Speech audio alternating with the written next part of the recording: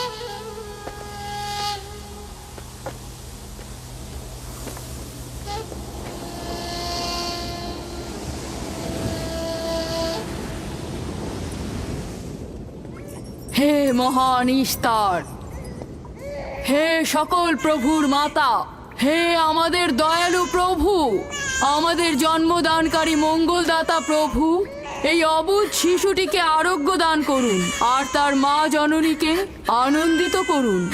এই অবুঝ শিশুর মাতা প্রতিজ্ঞা করেছে প্রভু, তোমার দরবারে সে মূল্যবান হাদিয়া প্রদান করবে।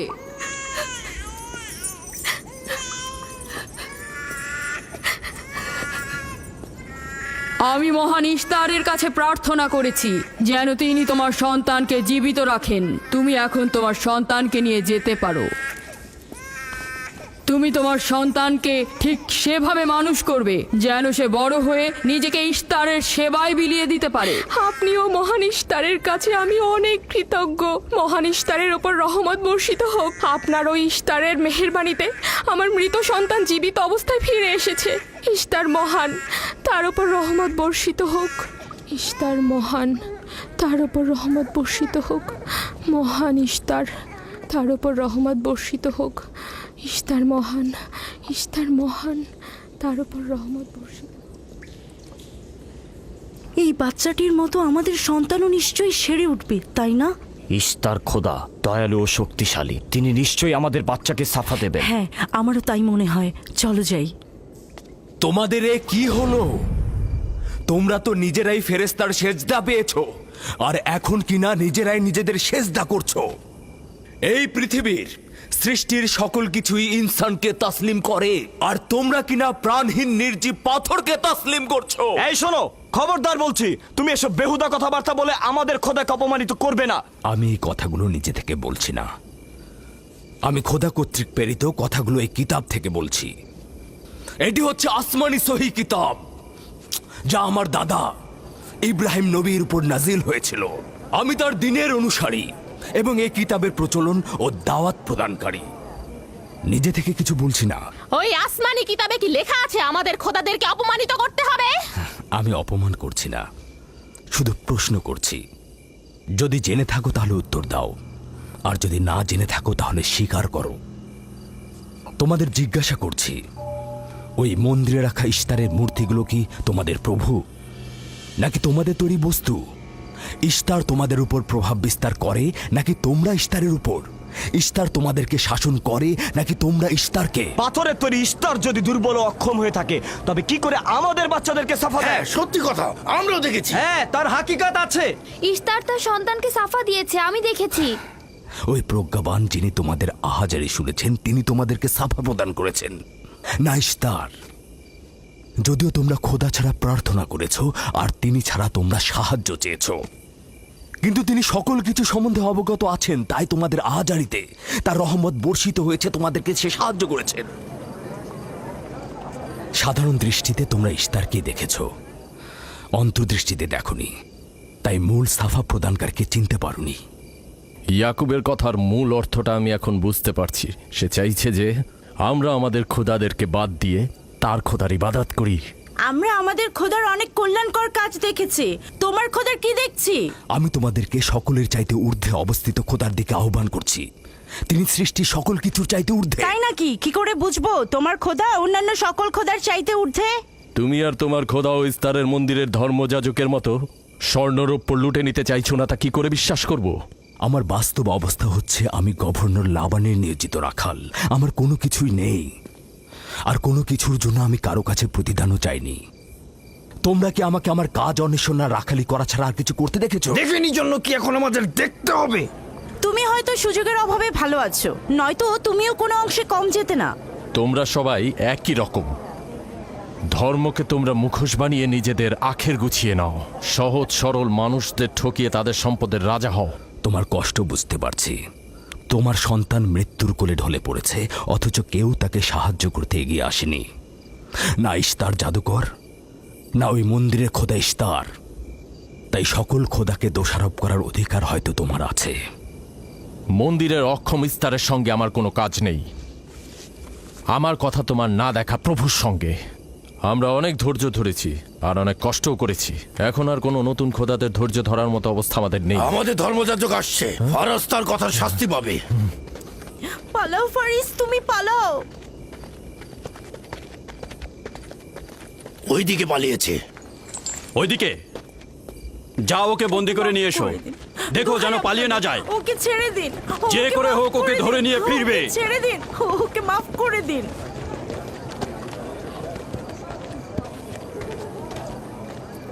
যদি শুধুমাত্র গভর্নরের জামাতা না হতে, তাহলে আমি জানি তোমাকে কিভাবে শায়েস্তা করতে হয়। মন্দিরের কোনো প্রতিনিধির সাথে আমার কোনো কাজ নেই। তোমরা সবাই চলে যাও। ইয়াকুবের কুফরি কথায় তোমরা কেউ কান দেবে না, আর কেউ বিশ্বাস করবে না। তোমরা কি কেউ দেখছো না? হ্যাঁ, এই ইয়াকুব তার কুফরি কথাবার্তার কারণে ফাদ্দানে দুর্ভিক্ষ নিয়ে আসছে। আমাদের ধর্মযাজক ঠিক কথাটাই বলেছেন। ইস্তারের অভিশাপে বালা মুসিবত আসার পূর্বেই চলো চলো আমরা এখান থেকে চলে যাই।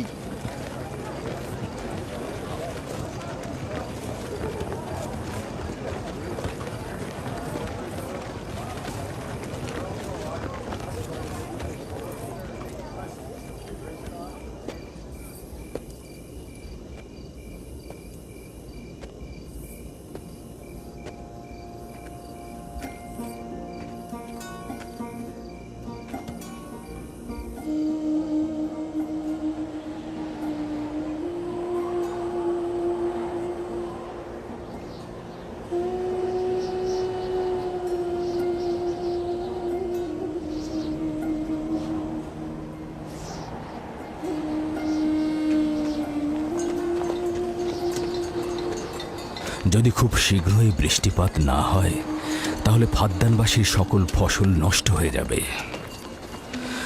আশা করছি মহান খোদা অতি দ্রুতই বৃষ্টিপাত প্রদান করবেন। ওখানে কি হচ্ছে বাবা? এটা ফাদ্দানবাসীর প্রাচীন রীতিনীতি।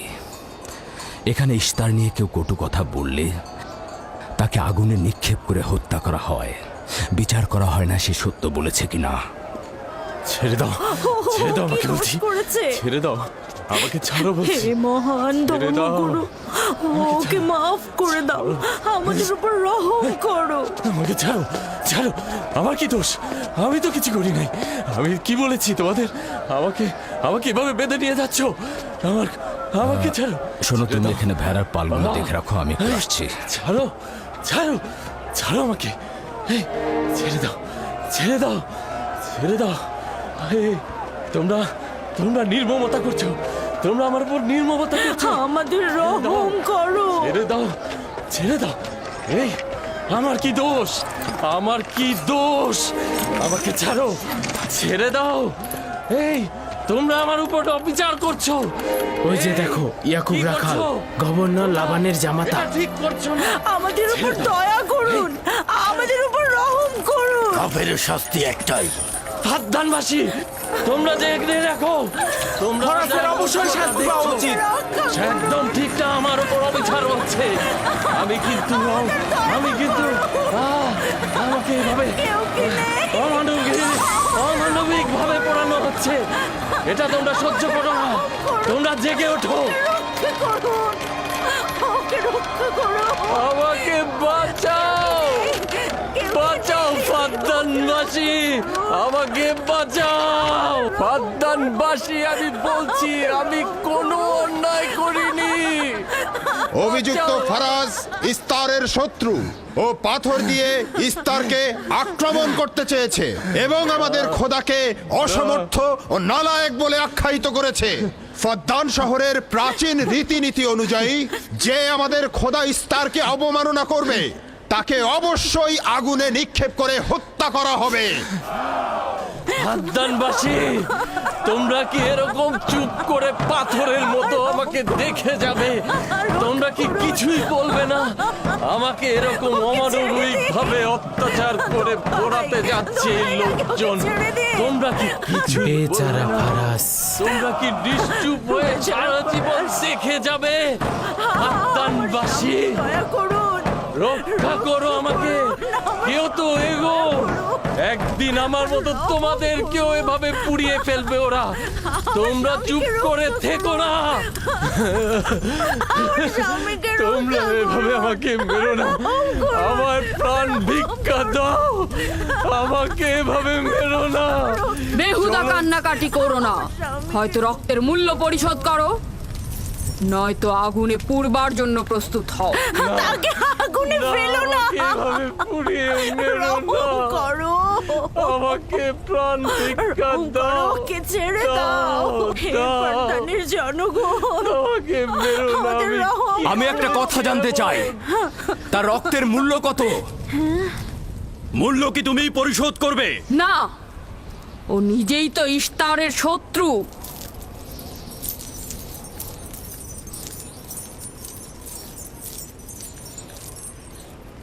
তুমি নিজেই তো ইস্তারের শত্রু। প্রথমে তোমার নিজের রক্তের মূল্য পরিশোধ করো। তাহলে আমাকে বন্দি করছো না কেন? বন্দি করো। অগ্নিপিণ্ডের মধ্যে নিক্ষিপ্ত হওয়া তো আমাদের বংশের প্রাচীন ঐতিহ্য। আমার দাদা ইব্রাহিম, উনিও তো একবার নমরুদের আদেশে অগ্নিপিণ্ডের মধ্যে নিক্ষিপ্ত হয়েছিলেন। এখন পর্যন্ত তুমি যে গ্রেপ্তার হওনি তার কারণ তুমি হচ্ছ গভর্নরের ভাগিনা। তার অর্থ দাঁড়াচ্ছে এই যে আমার মামা গভর্নর লাবান ইস্তারে খোদাকে অবমাননা করতে পারে কোনো শাস্তি ছাড়াই। ওকে গ্রেপ্তার করো আর ওর দাদার মতো ওকেও আগুনে নিক্ষেপ করো।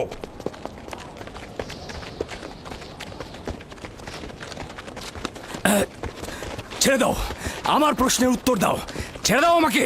এই, এখানে কি হচ্ছে এসব?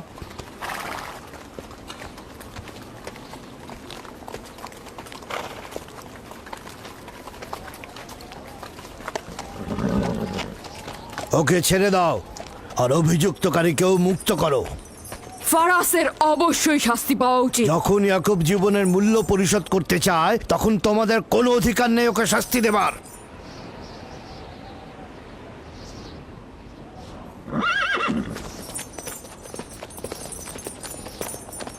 তাকে মুক্ত করে দিন।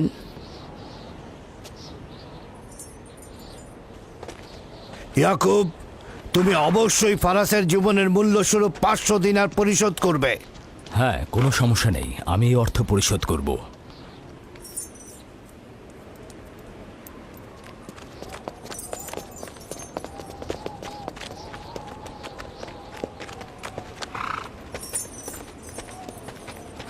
খোদা তাআলা আমার দয়ালু মামাকে হেফাজত করুক। ইয়াকুব, আমি তোমাকে কতক্ষণ এরকম বিপদ থেকে বাঁচাতে চোখে চোখে রাখবো?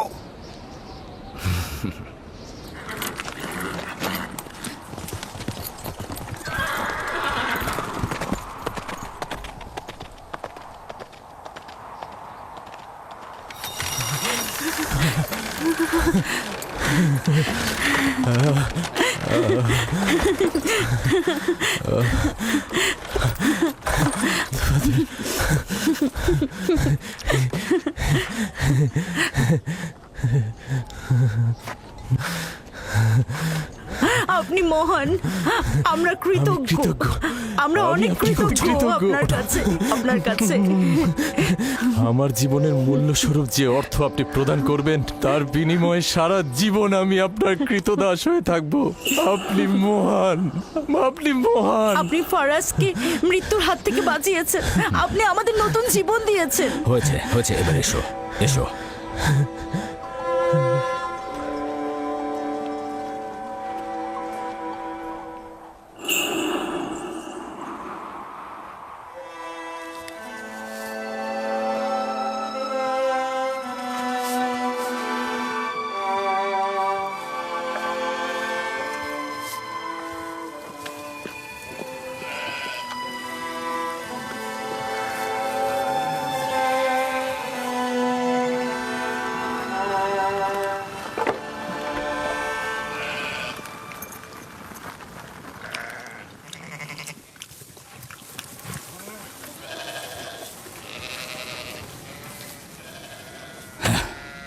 লোকটি আসলেই খুব ভালো, আসার পর থেকে শুধু কাজই করে যাচ্ছে।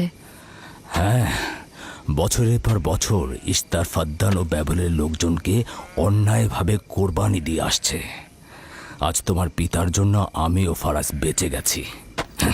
আপনি ওর জীবন বাঁচিয়েছেন বলেই ও ইস্তার পূজা ছেড়ে এক খোদার ইবাদতে মশগুল হয়েছে। হ্যাঁ, তা হয়েছে রাহেলা। আসলে যখন সে মৃত্যুর হাত থেকে রক্ষা পেয়েছে তখনই এক খোদায় বিশ্বাস এনেছে। আমাদের মুসাফির কখন পৌঁছবে? খুব শীঘ্রই হে খোদার নবী, বেশি দিন বাকি নেই।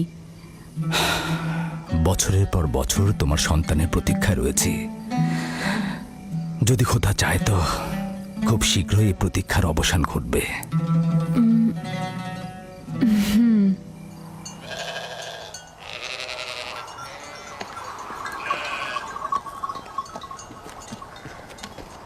ইস্তেকদার, তোমার ও তোমার পরিবারকে সালাম।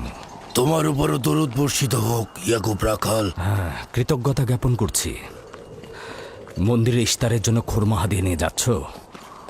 প্রভুদেরকে তো অবশ্যই খুশি করতে হবে, তা না হলে তো এবছর বৃষ্টিপাত হবে না, তাই না? আমার কিন্তু মনে হয় মন্দিরের ইস্তারে চাইতে তোমাদের বেশি দরকার ওই খোরমা। তোমার কাজ হচ্ছে আমাদের খোদাকে অপমানিত করে আমাদেরকে রাগান্বিত করা, তাই তো? তোমরা কি নিশ্চিত যে ইস্তারের মন্দিরের ওই পাথরের মূর্তিগুলো সত্যিকার অর্থে বৃষ্টি বর্ষিত করতে পারবে? তোমার এসব কুফুরি কথাবার্তার কারণেই আমাদের মন্দিরের খোদা নাখোশ হয়েছে, আর এই কারণেই ফাদ্দানের আকাশে আজ মেঘ নেই। এই ইয়াকুব, ইস্তারের অবমাননা থেকে তুমি নিজেকে রক্ষা করো। চলে এসো, চলে এসো।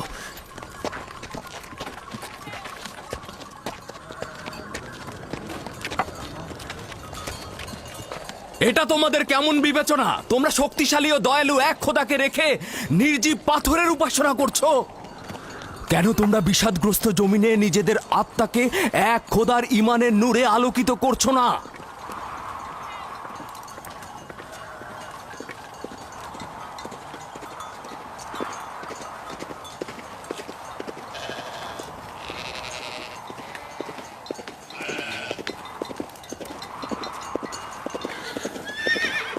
হে মহান ইস্তার ইলাহি, তোমার ফলপ্রসূ এই মন্দিরখানা তোমার শত্রুদের রক্ত দ্বারা পবিত্র করব।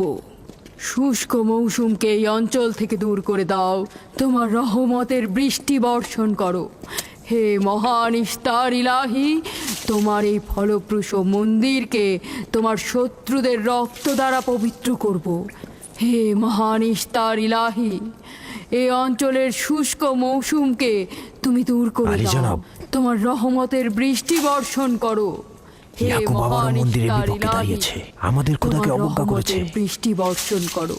হে ইস্তেকদারের সাথে মন্দিরে ঢোকার সময় কথা বলেছে, তোমার আমিও দূর রহমতের থেকে দেখেছি। বৃষ্টি বর্ষণ করো। হে মহান ইস্তার ইলাহি, তোমার ইয়াকুব হাত গুটিয়ে বসে থাকবে না। ধ্বংস করো, তোমার দুশমনদের ধ্বংস করো, আর ফারদানের জনগণের উপর রহমতের বৃষ্টি বর্ষণ করো।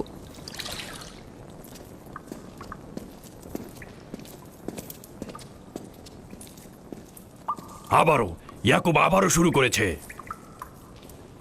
আশা করছি ওর উপর এবার খোদার লানত বর্ষিত হবে। এখন আমাদের কি করা উচিত? লাবানকে এখানে ডাকো, তার সাথেই সমাধান করব। যত তাড়াতাড়ি সম্ভব লাবানকে আমন্ত্রণ করো।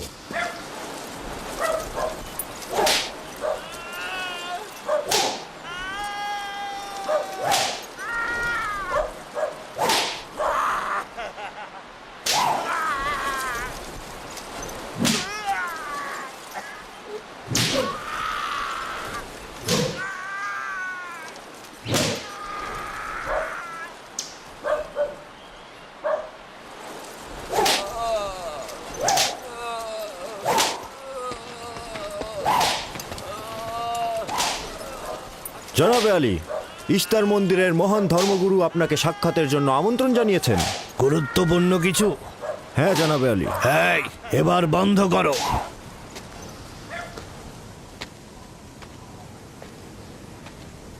তুমি যদি আবারও চুরি করেছো তাহলে তোর আর আঘাতে আর জীবিত ফিরবে না। আমি কথা দিচ্ছি এমন ভুল আর কখনো হবে না। ছেড়ে দাও একে। এসো।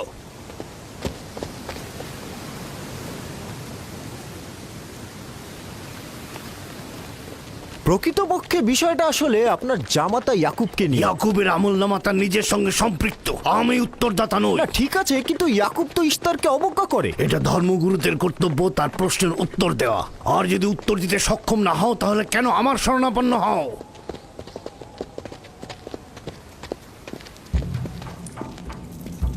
খোদার চাইতেও বড় খোদা মহান ইস্তার রাগান্বিত হয়েছেন। আমি দুর্ভিক্ষ দেখতে পাচ্ছি, যা ফারদানের জনগণের জন্য শুষ্ক মৌসুম আর মৃত্যুর কারণ হতে যাচ্ছে। জনাবে আলী, আমি তার আপনি একটু মধ্যে অপেক্ষা করুন, আমি শোকার্ত ধর্মগুরুকে অবস্থা খবর দেখতে দিচ্ছি। মহান ইস্তারকে সে রাগান্বিত করেছে। এ অপমান ইস্তার সহ্য করতে পারছেন না। কেউ একজন ইস্তারকে খেপিয়ে তুলেছে। যে মহান খোদাকে অপমান করেছে সে দ্রুতই শাস্তি পাবে। মহান ইস্তার তার বলি চাচ্ছেন। লাবান, কেন তোমার ভাগিনে ইয়াকুবের কুফরি বন্ধ করছো না? তোমরা তো ব্যাবিলনের জনগণের ইমানের মালিক। তার প্রশ্নের জবাব দিয়ে দাও। আমি তো গভর্নর, ধর্মগুরু নই। কিন্তু সে তোমার ভাগিনা এবং তোমার কন্যাদের স্বামী। আমি ফারদানের শান্তি আর নিরাপত্তায় নিয়োজিত। আমার ভাগিনার কার্যাবলী দেখার জন্য নয়। এই কারণেই তাকে শান্ত করতে হবে। সে ফারদানের শান্তি নষ্ট করছে। ফারদানের শান্তি ফিরিয়ে আনতে হবে, তা না হলে অতি দ্রুত ফারদানের বুকে দুর্ভিক্ষ নেমে আসবে। আর এটার দায়ভার সম্পূর্ণ ইয়াকুবের। কি করে করি বলো? ইয়াকুব এখানে ভেড়া রক্ষণাবেক্ষণের প্রধান ব্যক্তি, অর্থনৈতিক চালিকা শক্তিও বটে। আর ও কিনা হয়ে গেল এখানকার বদখদের প্রধান কারণ। হ্যাঁ, কারণ ও এখনো ইস্তারের কুফরি করেই যাচ্ছে। ইয়াকুব তো ব্যাবিলনের খোদাদের উপর ঈমান আনেনি, কিন্তু তারা তো কিছু বলেনি। ব্যাবিলনের খোদাদের প্রতি ঈমান না আনলেও তাদেরকে কখনো অবজ্ঞা করে কথা বলেনি। কিন্তু এখানে তো সে মহান ইস্তারকে অবমাননা করেই চলেছে। তুমি অবশ্যই তাকে শান্ত করবে। অবমাননা করে? অবশ্যই করে। তুমি কি কখনো ভেবে দেখেছো যে ব্যাবিলন রাজ্য কেন তোমাকে নিয়োজিত করেছে? তাহলে এটাও জেনে রাখো কেন আমাকে গভর্নর নিয়োগ করা হয়েছে। উত্তম হলো এটা জানা যে আমি ব্যাবিলন থেকে ফরমান গ্রহণ করি, না তোমাদের থেকে, না তোমাদের ইস্তার থেকে। যদি ইস্তারের মন্দিরের ধর্মগুরু বাবেল এই কথাগুলো তুলে ধরেন তবে কোনো অসুবিধা নেই তো?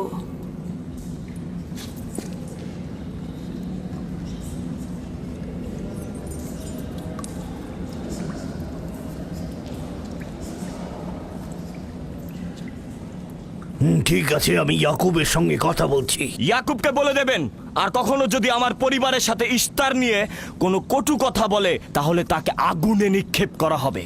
কুকুরের ছানা তার বাবা মার কাছে ঘেউ ঘেউ শেখার আগে নেকড়ের কাছে ছিন্ন ভিন্ন হয়ে যায়। তোমার নিজের জবানের হেফাজত করো। এবারের মতো ক্ষমা করে দিচ্ছি, পরের বার কিন্তু করব না।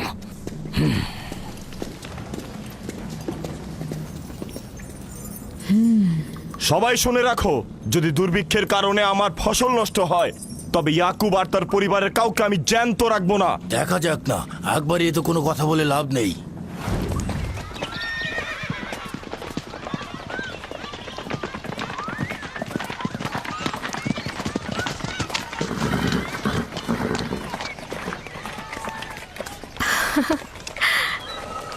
আব্বাজান এসেছেন।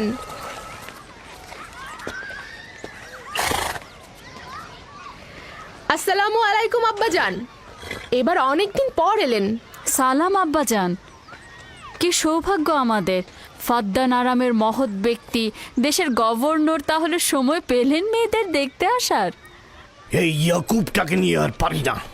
কি হয়েছে আব্বাজান? আবারও কি ইস্তার মন্দিরের ধর্মগুরুরা অভিযোগ করেছেন? তার মানে ফারদানের এইসব দাঙ্গা হাঙ্গামা ধর্মগুরুদের ষড়যন্ত্র। ইয়াকুব এগুলোর সঙ্গে জড়িত নয়, তাই তো? আব্বাজান, আপনি খুব ভালো করেই জানেন ইয়াকুব রেসালাত আর নিজের কাজ ছাড়া অন্য কিছুই করে না। কয়েক হাজার বছরের প্রচলিত ইস্তার মন্দিরের সঙ্গে তার কি কাজ? যদি সে এটাই চায় যে সে তার পিতামহের দিন প্রচার করবে, তাহলে সে আমাদের পরিবারের সঙ্গে করুক। কিন্তু মানুষের বিশ্বাসকে কেন অবমাননা করছে? আমার মনে হয় আব্বা আপনি ভুল করছেন। সে অবমাননা করছে না, সত্য প্রচার করছে। আব্বাজান, কিছু মনে করবেন না। ইয়াকুব আসলে এক খোদার প্রতিনিধি হয়ে তার নিয়মকানুন সম্পর্কে জনগণকে সচেতন করে তুলছেন, যেটা তার কর্তব্য বলে মনে করছেন। যেরকম আপনার কর্তব্য ফাদ্দানের জনগণের নিরাপত্তা প্রদান করা। তোমরা তার মতো কঠোর ও বেপরোয়া হয়েছ। আমি যদি চাই দায়িত্ব পালন করতে, তাহলে তোমরা মরুভূমিতে ভবঘুরে হয়ে ঘুরবে। আব্বাজান, আমি আর আমার বোন লিয়া আমাদের স্বামীর দিনে অটল আছি, তাই এক খোদার আইন বাস্তবায়নে আমরা তাকে সাহায্য করেই যাব। তোমরা সবাই দেওয়ানা হয়ে গেছো। তোমরা কেউ আমার অবস্থার কথা চিন্তা করছো না। তোমরা কি জানো, ব্যাবিলনের ধর্মগুরু যদি জানতে পারে আমার ভাগিনা ইস্তারের বিরুদ্ধে অপপ্রচার চালাচ্ছে, তাহলে আমার কি অবস্থা হবে ভাবো। আমি তখন কতটা বিপদে পড়বো। ইয়াকুবের খোদার শক্তি ওই বাবেলের মন্দিরের ইস্তারের থেকে অনেক বেশি। আব্বাজান, আমাদের উচিত হচ্ছে আমাদের নিজেদের খোদাকে ভয় করা, ওই পাথরের খোদাকে নয়। আমার না তার খোদার সঙ্গে কোনো কাজ রয়েছে, না এদের খোদা। শুধু বলবো ইয়াকুবের কোনো অধিকার নেই ফাদ্দানের লোকের কাছে আমার অবস্থান নড়বড় করে দেয়া। কি হয়েছে রাহেলা? রাহেলা, রাহেলা, কি হয়েছে রাহেলা?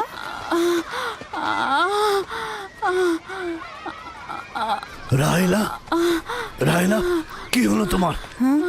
এমন করছো কেন? আলহামদুলিল্লাহ, মনে হয় সময় হয়ে গেছে। যাও, ধাত্রীকে খবর পাঠাও। আচ্ছা আচ্ছা, যাও, চলো আমরা সবাই মিলে ওকে ঘরে নিয়ে যাই। হ্যাঁ চলো চলো।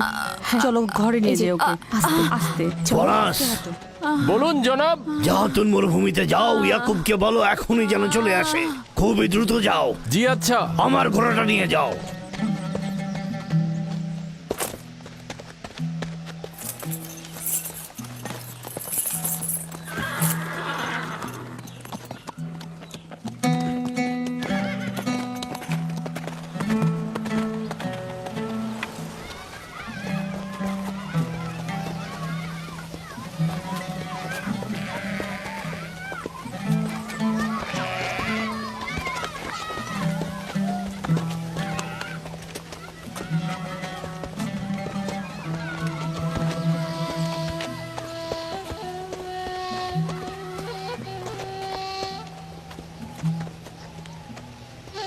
রাখালেরা চতুষ্পদী প্রাণীগুলোকে হেদায়েত করে, আর নবুয়াত ইনসানদের হেদায়েত করে থাকে।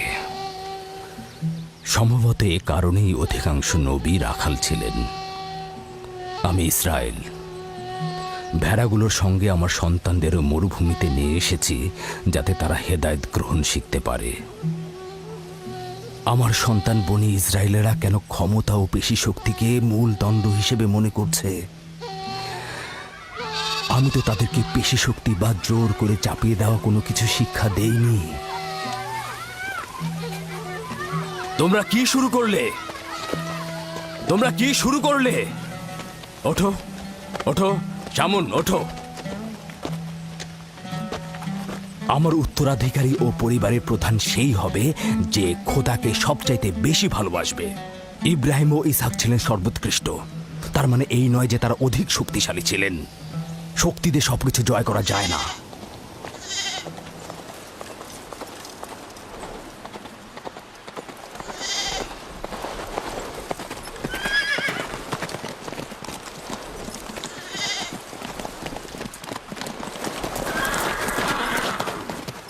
কি হয়েছে ফারাজ?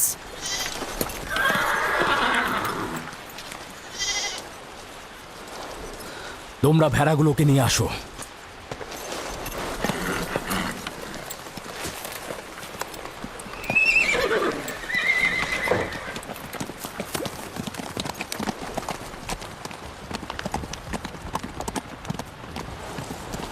কিছু কি হয়েছে? আব্বাজান কোথায় গেলেন?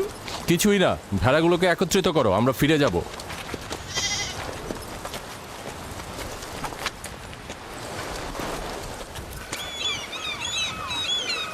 বেল হ্যাঁ, রাহেল তো তোমার সতীন। রাহেলের সঙ্গে তোমার অনেক ভালো সম্পর্ক দেখছি। ওই সন্তান না থাকায় ভালো সম্পর্কটা ছিল। রাহেলের সাথেও ভালো সম্পর্ক ছিল, ওই ইয়াকুবের সাথেও ভালো সম্পর্কটা ছিল। আমার সন্তান নেই, তার সন্তান হচ্ছে, ভালো সম্পর্কটা থাকে কি করে? এমন ভাবে বলছো কেন? রাহেল আর ইয়াকুব তো ইনসান হিসেবে খুবই ভালো। হ্যাঁ, কিন্তু ইয়াকুব তো রাহেলকে অনেক বেশি ভালোবাসে। আর যেহেতু এখন তার সন্তান হচ্ছে, তার স্থান তো সব স্ত্রীর থেকে উপরেই হবে, তাই না? ইয়াকুবের কয়টা স্ত্রী? 4 জন, আমি, লিয়া, জুলফা ও রাহেলা। এই বাদ দাও তো এসব, তাড়াতাড়ি চলো, না হলে শব্দ শেষে আবার আমার ঘাড়েই পড়বে। আরে আমি তো জানি ইয়াকুব বড় ন্যায়পরায়ণ আর মেহেরবান।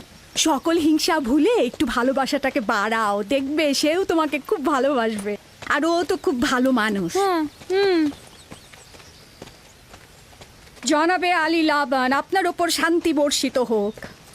ভালো পুরস্কার পেতে যাচ্ছ, কিন্তু রাহেল আর তার সন্তানকে সুস্থ চায়। চিন্তা করবেন না, আমি অনেক অভিজ্ঞ ধাত্রী।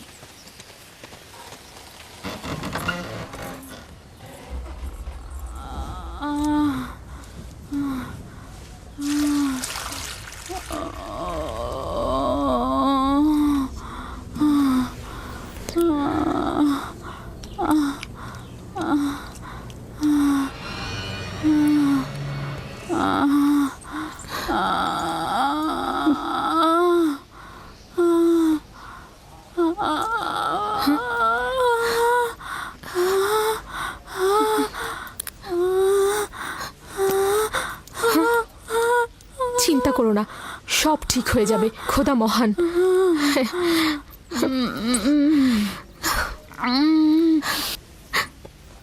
রাহেল, রাহেল, রাহেল, এই যে রাহেল, কি হলো?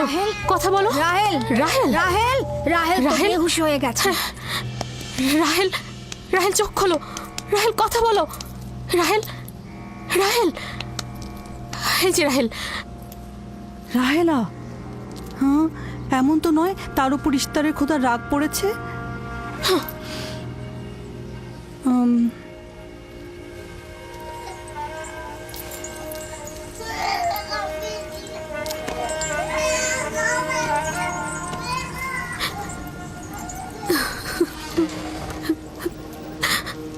ওকে রাখো।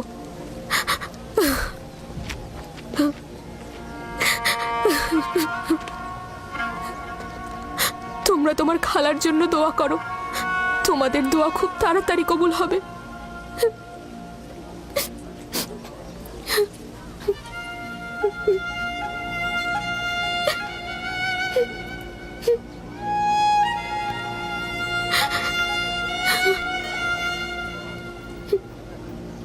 তোমরা কাজ করছো না কেন?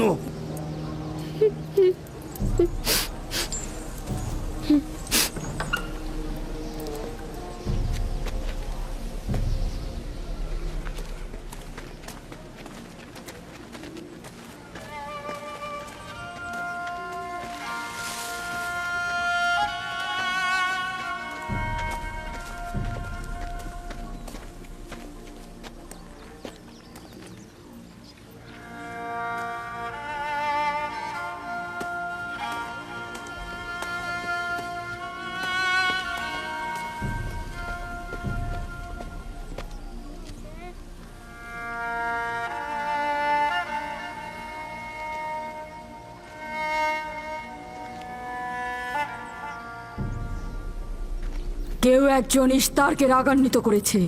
আগুন ও রক্ত দেখতে পাচ্ছি, অলক্ষণে মৃত্যুর ছায়া সর্বত্র দেখতে পাচ্ছি। আগুন প্রথমে কাফেরের পোশাকের নিম্নাংশ গ্রাস করবে। যারা ইস্তারকে অবমাননা করেছে, অতি দ্রুতই তাদের ধ্বংস আসন্ন। হ্যাঁ, ইস্তার তাকে ক্ষমা করবে না, অতি দ্রুতই সে তার শাস্তি পাবে। আমার মনে হয় ওরা ইস্তারের অভিশাপের ফল ভোগ করছে। ইয়াকুব তো সব সময় ইস্তারকে অবজ্ঞা করে কথা বলে। হ্যাঁ, ইশতার বলেছিল কুফরিকারী কাফের তার রোশানল থেকে রক্ষা পাবে না। ইয়াকুব তো ইশতার আর তার খোদাকে নিয়ে কত বেহুদা কথা বলেছে, মনে হচ্ছে তারই ফল ভোগ করছে।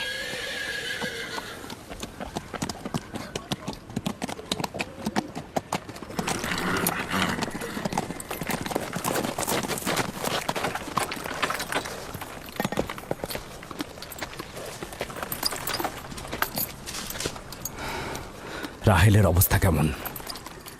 আমি কিছু বলতে পারছি না।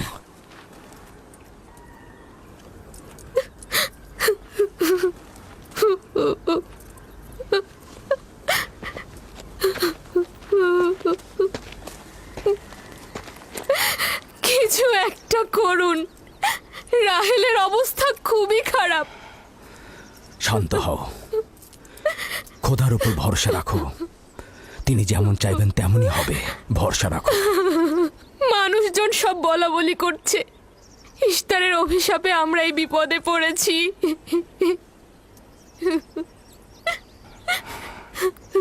খুব ভালো, এবার দেখা যাক রাহেল ও তার সন্তানের খোদা সবচাইতে বেশি শক্তিশালী নাকি ওই ইশতারের খোদা। খোদা রহম করো।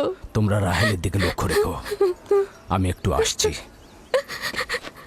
কোথায় যাচ্ছেন? আমাদের এই অবস্থায় ফেলে যাবেন না। শান্ত থাকো, আমার একাকিত্বের প্রয়োজন।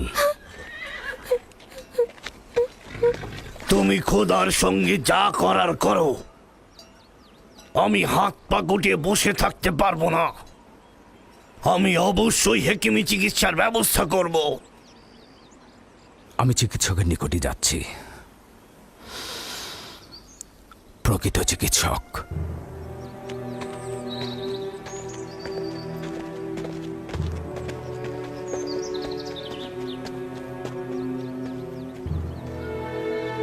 সে যেমন ফাদ্দানের লোকেদের বিপদের কারণ হয়েছে, তদ্রুপ আমার কন্যাদেরও বিপদের কারণ হয়েছে।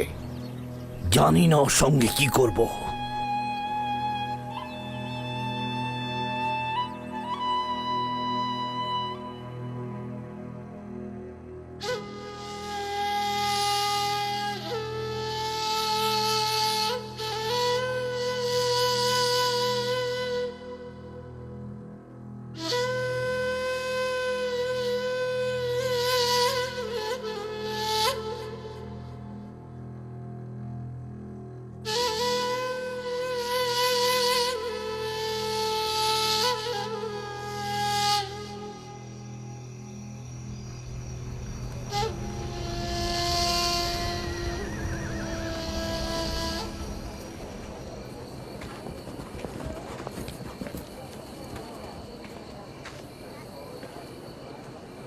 কেন যে ইশতার মাতাকে ডেকে আনছে না, সে তো সবচেয়ে বড় ধাত্রী।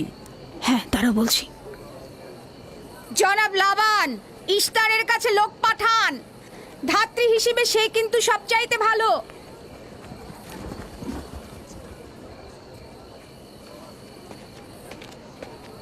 যাও গিয়ে খোঁজ নাও ইস্তার আছে কিনা। যা চাই তাই দেবো। বলবে লাবান বলেছে যদি তার কন্যাকে নাজাত দাও, ইয়াকুবকে ফাদ্দান থেকে বার করে দেবো আর তার পাপ থেকে ইস্তার মন্দিরকে রক্ষা করব। যাও।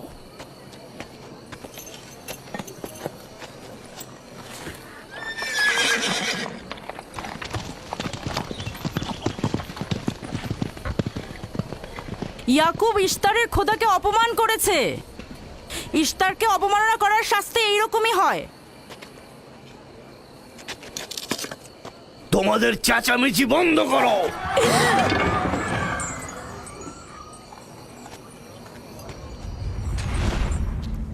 ইয়াকুবকে বলো কেন সে তার খোদার কাছে সাহায্য চাচ্ছে না। আমি যদি তার জায়গায় থাকতাম তবে অবশ্যই এ সময় আমার খোদাকে ভুলে যেতাম না। আমাকে পাঠিয়েছেন জনাব লাবান। তিনি কথা দিয়েছেন তার কন্যাকে যদি নাজাত দিতে পারেন, ইয়াকুবকে ফাদ্দান থেকে বের করে দেওয়া হবে। আমার দৃষ্টিতে এটা সর্বোত্তম সময় ফাদ্দানবাসীকে মহান ইশতারের কুদরত সম্পর্কে জানিয়ে দেবার এবং তার শক্তিমত্তা সম্পর্কে বুঝিয়ে দেবার এটাই উৎকৃষ্ট সময়। যদি রাহেলাকে বাঁচাতে পারো তাহলে তোমাদের উপর ফাদ্দানবাসীর ঈমান বৃদ্ধি পাবে। এখানে স্বর্ণরৌপ্যের ভাণ্ডার হবে। রাহেলের মৃত্যুও একই পরিণাম নিয়ে আসবে। বাদ দাও, মরে যাক। খুব ভালো, যাও এই কথাই গিয়ে বলো। রাহেলের মৃত্যু ইশতারের অভিশাপের ফল। একক খোদার ইবাদত করা এবং ইশতারকে দেখেও না দেখার ভান করার এমনটাই ফল। যদি এমনটা হতো, রাহেল ও তার সন্তানের মৃত্যুর পর আকাশ থেকে বৃষ্টি বর্ষিত হচ্ছে,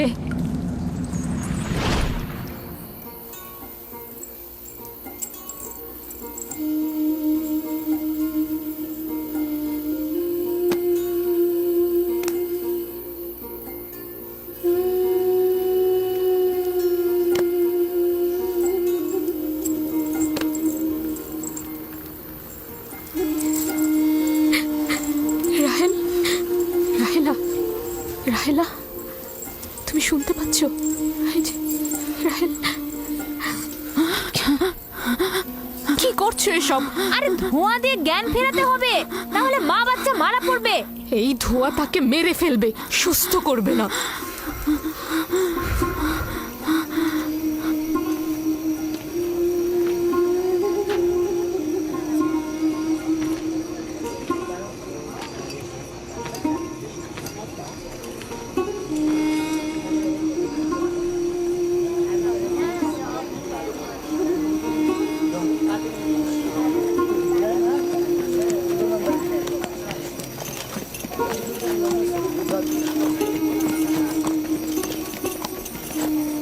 ইশতার মাতে আসছেন।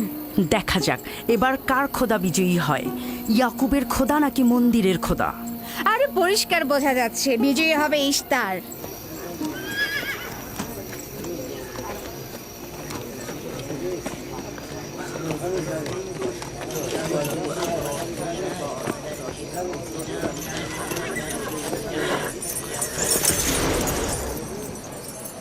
লাবান, আমার কথায় কষ্ট পেয়েছো তাই না?